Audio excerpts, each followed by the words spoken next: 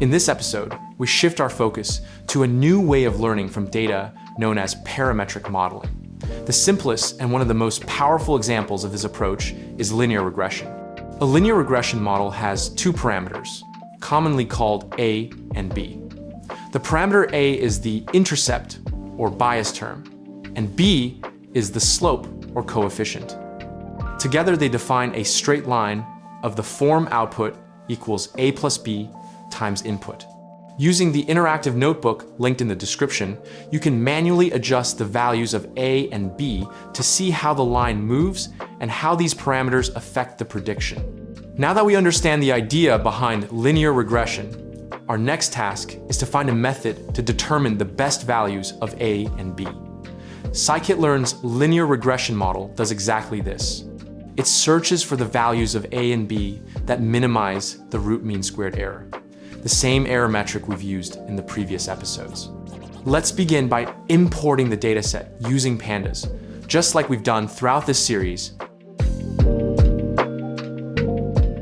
and fit the model on the dataset. Once the model is trained, we can view the learned parameters.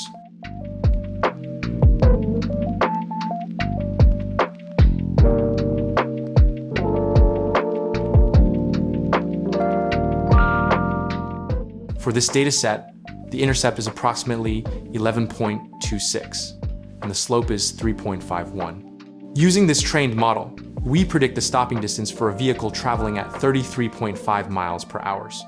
The prediction comes out to 106.41 feet.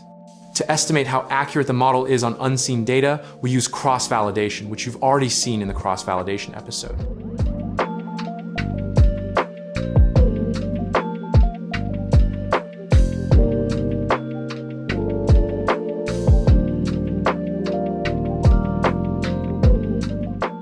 And obtain a test error of 12.82 feet.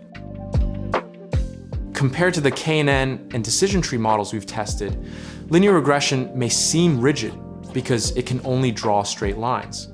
But as we will see, this rigidity disappears once we introduce nonlinear transformations of the input. A common way to increase the flexibility of a linear model is to transform the input into multiple nonlinear versions of itself. A simple transformation is to take the original one-dimensional input and include higher powers of it. When we include the input squared, for example, the model becomes a polynomial regression model of degree 2, and now it has three parameters, A, B1, and B2. If you experiment with the interactive visualization in the notebook, you'll see how this quadratic model bends and adjusts much more freely compared to the straight line. To perform these transformations automatically, scikit-learn provides the polynomial features class.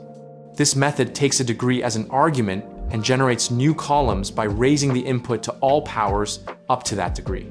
When we apply a degree 3 transformation and preview the first 10 rows, we see that our single input variable has been expanded into 4 columns.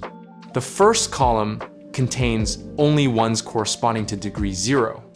The next contains the original input, the third contains the squared input, and the fourth contains the cubed input.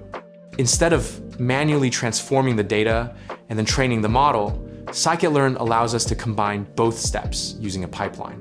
A pipeline automatically applies the polynomial transformation and then fits the linear regression model on the transformed data. We set include biases to false because the linear regression model already includes its own intercept, so we do not need an extra column of ones. The advantage of using a pipeline is that when new data arrives for prediction, the transformation is applied automatically in the correct order. To find the best polynomial degree, we perform a grid search, combined with leave one out cross-validation. We test polynomial degrees 2, 3, and 4, and evaluate each model using RMSE.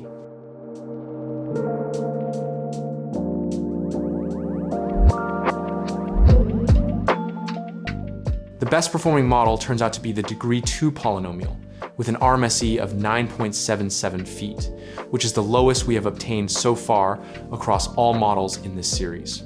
Predicting the stopping distance for 33.5 miles per hour with this best model gives 109.71 feet, which is quite close to the actual value of 115.32 feet. We can inspect the learned parameters of this quadratic model.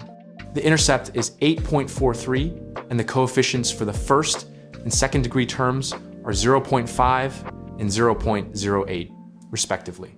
To visualize how this model behaves across a wider range of speeds, we generate 50 evenly spaced velocities from 0 to 60 miles per hour using NumPy's linspace. We reshape this array into a column vector, preview the first few rows, and then use our fitted model to predict the stopping distances for all these generated speeds.